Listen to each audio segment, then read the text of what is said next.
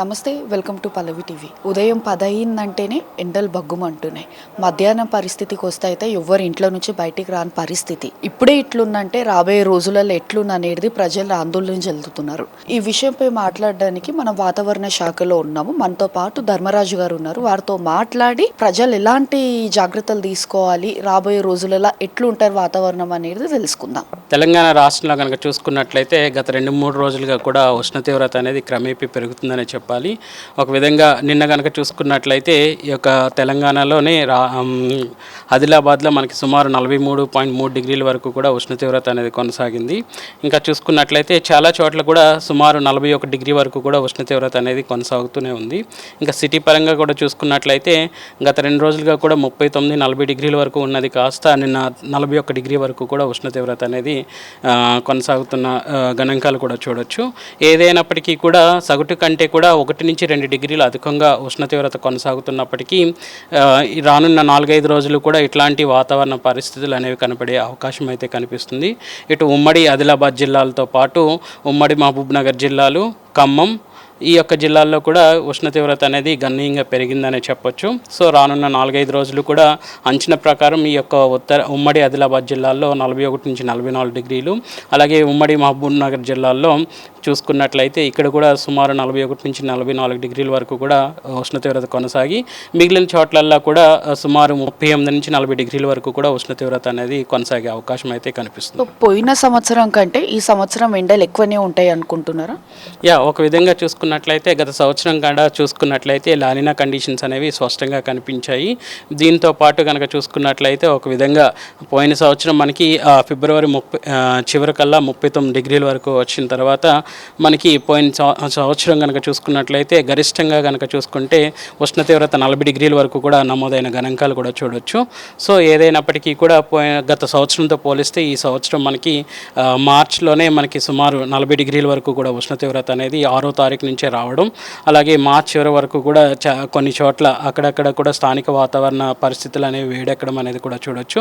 ఒక విధంగా చూసుకున్నట్లయితే గత సంవత్సరంతో పోలిస్తే ఈ సంవత్సరం ఇటు పగటిపూట ఉష్ణ తీవ్రత పెరుగుదలతో పాటు రాత్రిపూట నమోదయ్యే కనిష్ట ఉష్ణోగ్రతలు కూడా పెరుగుదల అనేది కనిపిస్తుంది. ఒక విధంగా చూసుకున్నట్లయితే ఉదయం సాయంత్రం కూడా ఎండవేడి వాతావరణం అనేది కొనసాగుతుందనే చెప్పొచ్చు. సార్, అయితే ఏప్రిల్లోనే ఇప్పుడు ఇట్లుంది కదా, మనకు మళ్ళీ మే వరకు చూస్తే ఎట్లుండబోతుంది మరి? ఒక విధంగా చూసుకున్నట్లయితే ప్రస్తుతం కూడా చూసుకున్నట్లయితే సగటుకు 1-2 డిగ్రీలు అధికంగా ఉష్ణ తీవ్రత కొనసాగుతున్నప్పటికీ కూడా గరిష్టంగా ఒక విధంగా చూసుకుంటే మనకి దిండిగల్లో 3 డిగ్రీలు అధికంగా కొనసాగుతుంది.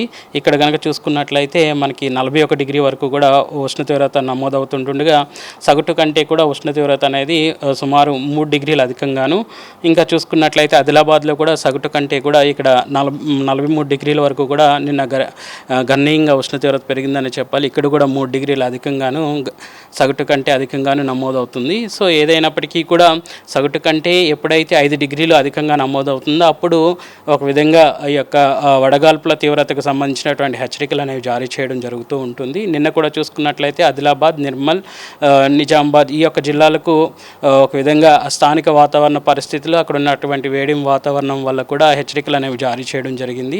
సో ఒక విధంగా ఇట్లాంటి వాతావరణం కొనసాగితే అవకాశం అయితే కనిపిస్తుంది. ఇంకా మేకు వచ్చేసరికి ఎండ తీవ్రత ఒక విధంగా ఈ యొక్క 41-44 డిగ్రీల వరకు కూడా కొనసాగినప్పటికీ కూడా ఈ యొక్క సగటు ఎప్పుడైతే దాటుతుందో అప్పుడే మనం వడగాల్పుల తీవ్రత అలాగే అసౌకర్యమైనటువంటి వాతావరణానికి హెచ్చరికలు అనేవి జారీ చేయడం జరుగుతుంది. ఓకే, మళ్ళీ ఇట్లా పరిస్థితి అయితే మనకు మరి జనాలు ఎట్లాంటి జాగ్రత్తలు తీసుకోవాలంటారు, ముఖ్యంగా చిన్నపిల్లలు?